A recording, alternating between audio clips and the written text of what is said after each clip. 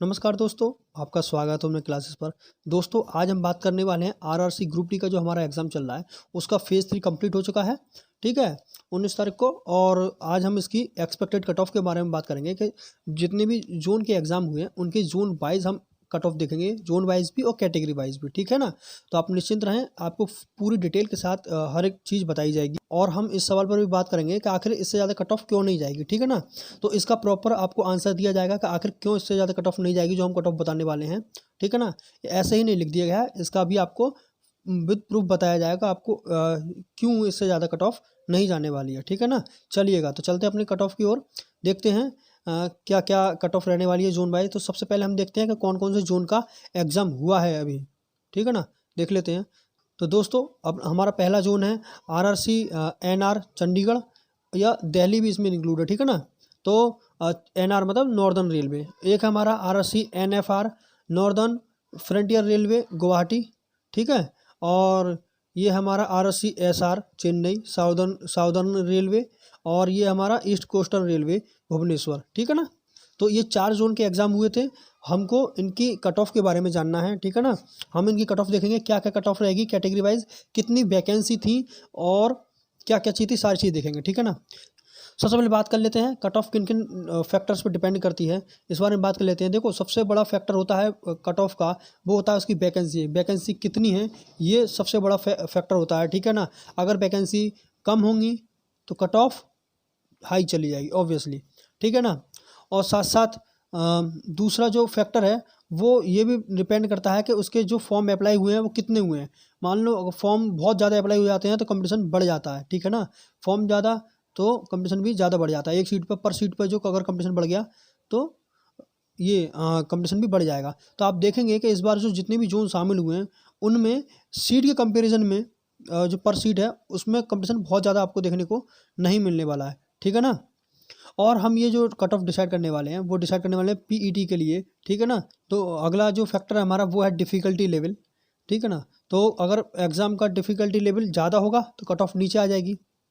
और ये देखा भी गया है कि इस बार जो एग्ज़ाम हुए हैं, अब जो फ़ेज़ 3 का हमारा एग्ज़ाम हुआ है, वो मॉडरेट टू हाई गए हैं कुछ शिफ्टों में ईज़ी टू मॉडरेट भी रहा है, ठीक है? तो ओवरऑल अगर एग्ज़ाम का लेवल देखा जाए तो वो मॉडरेट के ही आसपास रहा है, ठीक है ना?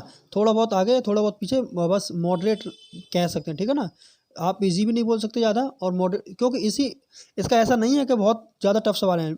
सवाल लेंथी ज़्यादा हैं, क्या हैं? लेंथी ज़्यादा हैं और लॉजिकल सवाल हैं, ठीक है? लेंथी सवाल ज़्यादा आ रहे हैं इस बार। कई लाइन के सवाल साइंस में आपको बिल्कुल कथन वाले सवाल मिलेंगे, 4-4 कथन दे रखे हैं, ठीक है ना? रीजनिंग में जो रीजनिंग वाला सेक्शन है उसमें हमारे कितने सारे सवाल पजल्स के और सिटिंग अरेंजमेंट, और जितनी रीजनिंग में सबसे ज़्यादा लैंग्वेज बेस्ड सवाल दे रखे हैं, ठीक है ना? लैंग्वेज बेस्ड, तो उसमें काफ़ी ज़्यादा टाइम लग रहा है करने के लिए बच्चों को लोग। और इसका लेवल इस तरीके का है कि बच्चे अगर कंप्लीट भी नहीं कर पा रहे हैं तो बहुत सारे बच्चों का तो कंप्लीट हो भी नहीं पा रहा है, और जो हो भी रहा है तो ओवरऑल आप देखिए बच्चे करने को तो 80-82 प्लस भी जा रहे हैं, लेकिन एक एवरेज ऑन एन एवरेज देखा जाए तो 75 प्लस के आसपास अगर आप करके आ रहे हैं तो ये एक बहुत ही अच्छा स्कोर माना जाएगा, ठीक है ना? और इतना ही हो पा रहा है ऑन एन एवरेज बच्चों का, इतने अटैम्प्ट हो पा रहा है, ठीक है ना? और अटेंडेंस की बात कर लें तो अटेंडेंस भाई 40 से लेकर 45 के 42 या 45 तक अटेंडेंस रह रही है, बल्कि इससे कम ही है, इससे ऊपर नहीं जा रही है, ठीक है ना? इसी बीच में तो अटेंडेंस हमारी बनी हुई है, तो अटेंडेंस का भी प्रभाव पड़ता है। अगर अटेंडेंस कम हो जाती है, फॉर्म तो ज़्यादा डाल दिए बच्चों ने, ठीक है ना? वो तो एक फैक्टर होता ही है। अब फॉर्म ज़्यादा डाल दिए और फॉर्म लेकिन वो फॉर्म डाले हुए कि जो बच्चे एग्ज़ाम ही देने नहीं गए, तो उन फॉर्म डाले हुए कोई मतलब थोड़ी है। एग्ज़ाम तो कम अटेंडेंस जो बच्चे बैठेंगे उनसे ही कंपटीशन होना है ना, तो अटेंडेंस का इस वजह से फ़र्क पड़ता है बहुत ज़्यादा। तो अटेंडेंस कम है तो इसका मतलब कट ऑफ भी डाउन होने के चांसेस हैं थोड़े से, ठीक? चलिएगा, थोड़े से ही हैं, बहुत ज़्यादा नहीं है, क्योंकि जो एग्ज़ाम की तैयारी कर रहे हो तो वो बच्चे तो पहुँचते ही हैं और तुम्हारा कंपटीशन उन्हीं के साथ होता है। चलिएगा, देख लेते हैं ज़ोन वाइज़ कट ऑफ क्या-क्या रहने वाली है, ठीक है ना? तो हमारा पहला ज़ोन है RRC NR northern railway Chandigarh, इसमें दिल्ली भी शामिल है, ठीक है ना? दिल्ली बोल रहे हैं एनआर। तो इसकी जो वैकेंसी निकली थी वो वैकेंसी निकली 13,153, और जो पीईटी के लिए कैंडिडेट बुलाए जाने हैं वो इसके 3 गुना बुलाए जाने हैं। तो हमारे जो बच्चे सिलेक्ट होंगे पीईटी के लिए वो सिलेक्ट होंगे 39,459, यानी कि लगभग 40,000 बच्चे जो हैं सिलेक्ट होने हैं। तो आप ये देख लीजिए कि कट ऑफ तो डाउन जाएगी ही जाएगी, ठीक है ना? तो ऐसा नहीं है कि देखो यहाँ कट ऑफ, इस वाले जोन में कट ऑफ डाउन जाने का रीज़न क्या है, क्योंकि यहाँ वैकेंसी बहुत ज़्यादा है। वैकेंसी ज़्यादा होती है तो कट ऑफ नीचे आ जानी है, ठीक है, क्योंकि 40,000 बच्चे सिलेक्ट होने, ये बहुत ज़्यादा संख्या होती है 40,000 सिलेक्ट होने, ठीक है ना। और ये इसकी कट ऑफ देख लेते हैं। देखो पहले जोन को पता चल गया क्यों कट ऑफ कम जानी है, क्योंकि यहाँ वैकेंसी बहुत ज़्यादा है, देख लीजिएगा यहाँ। और यूआर की कैटेगरी में अगर आपके 62 से 65 के बीच बन रहे हैं तो आप सेफ़ हैं, आप अपने पेट की तैयारी स्टार्ट कर सकते हैं, ठीक है ना। दौड़ना स्टार्ट कर दीजिए, थोड़ा वजन उठाना स्टार्ट कर दीजिएगा, कोई 35 किलो प्लस शायद वजन उठाना है लड़कों के लिए, ठीक है ना। और ओबीसी के लिए अगर आपके 57 से 60 के बीच बन रहे हैं तो आप सेफ़ हैं। ईडब्ल्यूएस के लिए 53 से 56 में आप सेफ़ हैं। एसटी कम्युनिटी के जो भी बच्चे हैं वो 51 से अगर 54 तक वो अपने नंबर बन रहे हैं तो आपको सेफ़ मान के चलें और पैट की तैयारी स्टार्ट कर दें। ऐसे ही एसटी के बच्चों के लिए ये तो इनका तो काफ़ी कम रहने वाली है, ये 47 से 50 के अगर आसपास बन रहे हैं। 50 प्लस जो जा रहा है वो तो बिल्कुल श्योर हो जाए, वो किसी हाल में रुकने वाला नहीं, उसे पैट को देने का मौका मिलेगा ही मिलेगा, ठीक है। चलिएगा, तो ये थी हमारी चंडीगढ़ की कट ऑफ के बारे में, ठीक। चलिए आगे बात कर लेते हैं नेक्स्ट कट ऑफ की। तो नेक्स्ट है हमारा RRC NFR northern frontier railway Guwahati. तो इसमें जो वैकेंसी है, वैकेंसी काफ़ी कम कंपेरिजन में चंडीगढ़ वाली के काफ़ी कम है, ठीक है ना। उसमें 13,000 थी, इसमें मात्र 2,000 है, मतलब उसके ऊपर की वैकेंसी भी नहीं है ये। तो 2,894 लगभग 3,000 वैकेंसी हैं। तो इसका 3 गुना जो बच्चे बुलाए जाने हैं पैट के लिए, तो वो कितनी हो जाती है, 8,682, ठीक है ना। अब आप कहेंगे तो इसमें तो कम वैकेंसी, इसमें कैसे, तो गुवाहाटी के लिए बहुत ज़्यादा फॉर्म अप्लाइड नहीं होते हैं। तो हमने आपको बताया था कहाँ अगर फॉर्म अप्लाइड कम होंगे तो कंपटीशन भी घट जाता है, ठीक है ना। इस चक्कर में इसकी भी कट ऑफ कम जाने वाली है, इसी चक्कर में, ठीक है ना। तो यहाँ बहुत ज़्यादा कट ऑफ, बहुत ज़्यादा फॉर्म ना अप्लाइड होने की वजह से भी क्या होता है, कट ऑफ डाउन चले जाने के चांसेस ज़्यादा हैं, ठीक है ना। तो इसमें देख लेते हैं यूआर कैटेगरी के लिए कट ऑफ कितनी जाने वाली है। 58 से 60 के बीच अगर किसी के नंबर बन रहे हैं तो अपनी पैट की तैयारी स्टार्ट कर दे। और ओबीसी में 56 से 58, ईडब्ल्यूएस के लिए 53 से 55, और एससी कम्युनिटी वाले जो बच्चे हैं उनके लिए 51 से 54 अगर किसी के मार्क्स बन रहे हैं तो आप ये सभी कैटेगरी में निश्चिंत रहें, तो आपके लिए मौका मिलने ही वाला है, ठीक है ना। और एसटी कम्युनिटी वाले जो बच्चे हैं उनके लिए 48 से 50 तक जितने भी अभ्यर्थी है वो अपनी पैट की तैयारी स्टार्ट कर दें, ठीक है, जी जान से। आपको ये मौका छोड़ना नहीं है, क्योंकि वैकेंसी बार बार नहीं आती है, और आ भी जाती है तो आपको पता ही है पंचवर्षीय योजना बन जाती है, फिर आपको सीधे 4-5 साल इंतजार करना पड़ सकता है ज्वाइनिंग तक, अगर आज भी अगर वैकेंसी निकल आती है तब के केस में, और जिसके चांसेस बहुत कम है, क्योंकि ज्वाइनिंग अगली वैकेंसी शायद 2024 में देखने को मिले या 23 के लास्ट में, ठीक है ना। इलेक्शन आने वाले हैं तो वैकेंसी तो मिलेंगी थोड़ी बहुत देखने को, ठीक है। चलिएगा देखते हैं नेक्स्ट जून की, समझ में आ गया होगा इसकी कट ऑफ क्यों कम रहने वाली है। आगे देख लेते हैं चेन्नई की, ठीक है ना। चेन्नई में वैकेंसी ऑलरेडी ज़्यादा है, ठीक है ना। एक तो ये साउदर्न रेलवे है, साउदर्न में तो उधर के ही बच्चे फॉर्म डाल पाते हैं, ज़्यादा बहुत ज़्यादा बच्चे डालते नहीं। नॉर्दर्न में क्या होता है, नॉर्थ ईस्ट एरिया में क्या होता है, यहाँ पर उत्तर पूर्व में या उत्तर पश्चिम में जितने भी नॉर्थ लगे हुए रेलवे हैं उनमें कंपटीशन ज़्यादा बढ़ जाता है अपेक्षाकृत अन्य रेलवे जोन के, क्योंकि यहाँ पर बच्चे काफ़ी सारे यूपी है, यूपी हो गया, बिहार है, राजस्थान है, गुजरात, ये सभी क्या है नॉर्दर्न वालों में ही अप्लाई करते हैं। ये चंडीगढ़ वाले, जम्मू कश्मीर, सारे के सारे इन्हीं में अप्लाई करते हैं, तो कंपटीशन यहाँ बढ़ जाता है, ठीक है ना। तो नीचे क्या होता है, नीचे कुछ ही स्टेट है, ठीक है ना, और वहाँ पे भी पर्टिकुलर वैकेंसी निकली है, तो अपने अपने स्टेट में ही रहना चाहता है हर इंसान, तो फॉर्म बहुत ज़्यादा अप्लाई नहीं हो पाते हैं, तो कंपटीशन वहाँ डाउन हो जाता है, ठीक है ना। इस चक्कर में वहाँ की वैकेंसी काफ़ी कम जाएगी। बेशक यहाँ वैकेंसी, और यहाँ तो वैकेंसी भी काफ़ी अच्छी है और फॉर्म भी कम अप्लाई हुए हैं, तो इसकी वैकेंसी भी क्या हो जाएगी, डाउन हो जाएगी थोड़ी सी। तो देख लीजिएगा आप कैंडिडेट पैट के लिए कितने बनाएंगे, 9,579 के कितने 3 गुना 28,737, ठीक है। इसमें देख लेते हैं कैटेगरी वाइज कितनी कट ऑफ जाने वाली है। तो यूआर के लिए 58 से 61 अगर किसी के बन रहे हैं, ओबीसी में 55 से 57, ईडब्ल्यूएस के लिए 52 से 55, एससी के लिए 48 से 51, और एसटी के लिए 45 से 48। अगर आपके इतने मार्क्स बन रहे हैं अपनी अपनी कैटेगरी में तो आप निश्चिंत होकर पैट की तैयारी में लग जाइए, ठीक है ना। तो आपको फटाफट बिल्कुल भी देर ना करते हुए पैट की तैयारी में जुट जाएं आप। एग्ज़ाम देने, आपका एग्ज़ाम हो चुका है, और 35 किलो से ज़्यादा वजन उठाने की प्रैक्टिस कर लीजिए। आपको ये शायद करना पड़ सकता है, जहाँ तक मुझे याद है इतना करना ही करना है बच्चों को। 35 किलो वजन उठाकर शायद 200 या 400 मीटर करीब चलना है, दौड़ना है थोड़ा सा, ठीक है। कुछ ऐसी टाइमिंग देख लीजिएगा आप कितना है वो, लेकिन मुझे इतना पता है कि 35 किलो वजन वेट चाहिए उसमें, लड़कों के लिए लड़कियों के लिए कम है थोड़ा।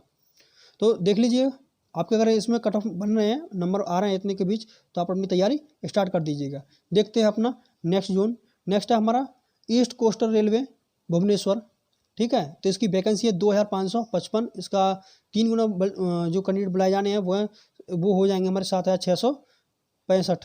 ठीक।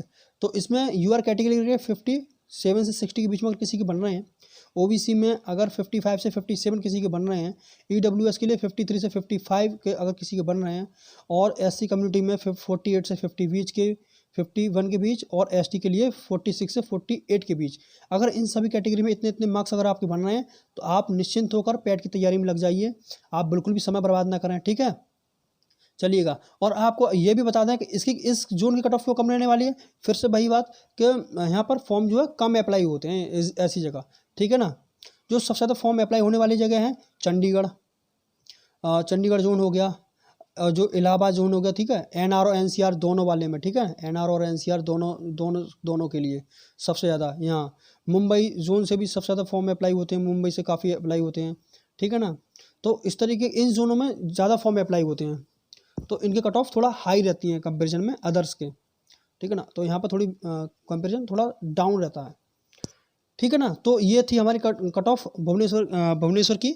और अब आगे ये देख लेते हैं कि आगे जो हमारे एक्स सर्विसमैन और पीडब्ल्यूडी वाले बचे हैं उनका देख लेते हैं। पीडब्ल्यूडी वाले, ठीक है, फिजिकल हैंडीकैप वाले, उनका देख लेते हैं उनकी कट ऑफ कितनी आनी है, क्योंकि उनकी कट ऑफ एक साथ बना दी गई है। उनका पर्टिकुलर बनाना, क्योंकि सबकी लगभग एक जैसी ही रहनी है। तो सभी जोनों में अगर आपके इस कैटेगरी में इतने इतने मार्क्स बन रहे हैं तो आप सेफ हैं। ठीक है। तो यूआर कैटेगरी में अगर आपके मार्क्स 40 से 42 बन रहे हैं, और ओबीसी के लिए 34 से 36 बन रहे हैं, ईडब्ल्यूएस से 35 से 38 के बीच बन रहे हैं, और एससी के लिए 32 प्लस हैं, और एसटी में अगर आपके 30 भी प्लस हैं, तो आप पूरी तरह से सेफ हैं एक्स सर्विसमैन के लिए। होता क्या है कि ये एक्स सर्विसमैन की सीटें भी खाली रह जाती हैं। ये कट ऑफ इतने भी बच्चे नहीं मिल पाते, इतने कैंडिडेट नहीं मिल पाते हैं, बच्चे कहना गलत होगा, सॉरी, इतने भी कैंडिडेट नहीं मिल पाते हैं कि सीटें फुल भी हो जाएं। ठीक है ना। तो इनकी सीटें खाली रहती हैं, तो वो जनरल कैटेगरी में सबके लिए डिस्ट्रीब्यूट हो जाती हैं अपनी अपनी कैटेगरी के हिसाब से। ठीक है ना। तो उस तरीके से तो इसमें आप निश्चिंत रहें, आपके अगर इतने इतने मार्क्स भी हैं ना तब भी आप सेफ हैं पूरी तरह से। ठीक है ना। चलिएगा, आप देख लेते हैं फिजिकल वालों की भी। तो फिजिकल जो हैंडीकैप है उनके वालों का, दिव्यांग वालों का पैट नहीं होता, सबसे पहली बात। इनका डायरेक्ट डीबी होगा। ठीक है ना। और डायरेक्ट डीबी होगा तो कट ऑफ थोड़ी सी अप रहेगी, किससे, एक्स सर्विसमैन की अपेक्षा। ठीक है ना। तो देख लेते हैं जो वीआई कैटेगरी के हैं उसमें दिव्यांगों में, वो 52 से अगर 54 बन रहे हैं तो वो निश्चिंत रहें। ठीक है ना। डीबी के लिए बुलाया जाएगा उन्हें। और एचआई कैटेगरी में 41 से 44, और एलडी की थोड़ी सी ज़्यादा रहती है तो उसके 53 से 55, और इसकी सबसे कम रहती है। ठीक है, मल्टीपल डिसऑर्डर के लिए तो इसमें 31 से 33। अगर आपके मार्क्स अपनी अपनी कैटेगरी में अगर इतने मार्क्स बन रहे हैं, इस रेंज में मार्क्स हैं, तो आप डीबी के लिए बुलाए जाएंगे। ठीक है ना। और एक बात याद रखना, फाइनल सिलेक्शन के लिए आपको +-2 मान के चलिए आप। ठीक है, कि अपनी अपनी जोन में हो सकता है किसी के कम चले जाएँ 2 मार्क्स, किसी कैटेगरी किसी जोन में 1 आध 2 मार्क्स ऊपर हो जाए। ठीक है ना। तो आप इतना मान के चलिए, इतना रहेगा। ठीक है ना, हर कैटेगरी में। और फाइनल सिलेक्शन के लिए आप मान के चलिए जो भी आपको जो रेंज बताई गई है सभी जोनों के लिए, सभी कैटेगरी के लिए, एक्स सर्विसमैन और डीबी के लिए भी, सभी के लिए अगर आपके +4 से लेकर +5 के बीच में अगर मार्क्स बन रहे हैं एक्स्ट्रा, तो आप फाइनल सिलेक्शन के लिए निश्चिंत रहें। ठीक है, आपका फाइनल सिलेक्शन होना ही होना है। ठीक है, हमने जो कट ऑफ बताई है वो पीईटी के लिए कट ऑफ बताई है। ठीक है ना। आपने अंत तक वीडियो देखी तो आप समझ में आ जाएगा कि आपको जो कट ऑफ बताई गई है वो पीटी के लिए बताई गई है। फाइनल सिलेक्शन के लिए आपकी जो कट ऑफ बताई गई उससे 4-5 नंबर आपके अगर एक्स्ट्रा हैं तो आप निश्चिंत रहिए, आपका फाइनल सिलेक्शन भी पक्का है। ठीक है, तो ये थी हमारी वीडियो। आपको वीडियो कैसी लगी, आपको ये कट ऑफ एनालिसिस कैसा लगा, आप बताइएगा जरूर कमेंट बॉक्स में। ठीक है, और वीडियो को लाइक कर लें और चैनल को सब्सक्राइब जरूर कर लें। ठीक है ना। और क्योंकि ऐसे ही अच्छी और बेहतरीन जो वीडियो कंटेंट आपको प्रोवाइड करा जाता रहेगा आपके लिए लगातार। ठीक है ना। तो आप चैनल को सब्सक्राइब जरूर कर लें। ठीक है ना। अब के लिए बाय, मिलते हैं आपको नेक्स्ट वीडियो के साथ में, तब तक के लिए धन्यवाद।